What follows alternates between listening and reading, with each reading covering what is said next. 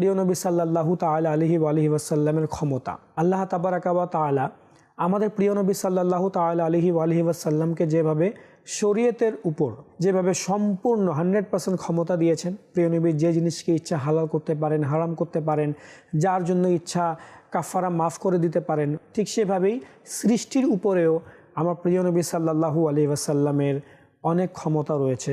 এক সাহাবী আমাদের প্রিয় নবী রাসূল আরবি হুজুর পূর্ণ সাল্লাল্লাহু তাআলা আলাইহি ওয়া আলিহি ওয়াসাল্লামের দরবারে জিজ্ঞাসা করে, ইয়া রাসূলুল্লাহ, আমার থেকে তো অনেক বড় একটি ভুল হয়ে গেছে, আমি কি করি?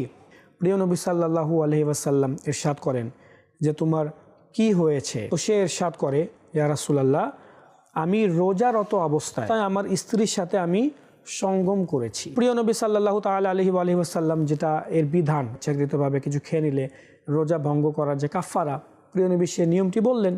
প্রিয় নবী ইরশাদ করেন, তুমি একটি গোলাম অথবা একটি বাদী আজাদ করে দিতে পারবে?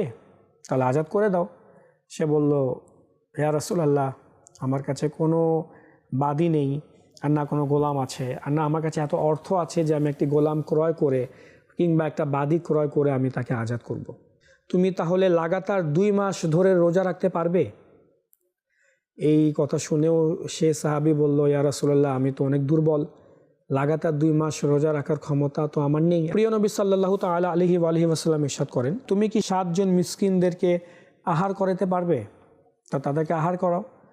তো সেই সাহাবী বলল, ইয়া রাসূলুল্লাহ, আমি তো তাও পারবো না, আমার অবস্থা এত খারাপ, আর্থিক দিক থেকে আমি খুব খারাপ অবস্থা। প্রিয় নবী সাল্লাল্লাহু তাআলা আলাইহি ওয়া আলিহি ওয়াসাল্লামের কাছে কেউ এক টুকরি ভর্তি খেজুর নিয়ে এলেন।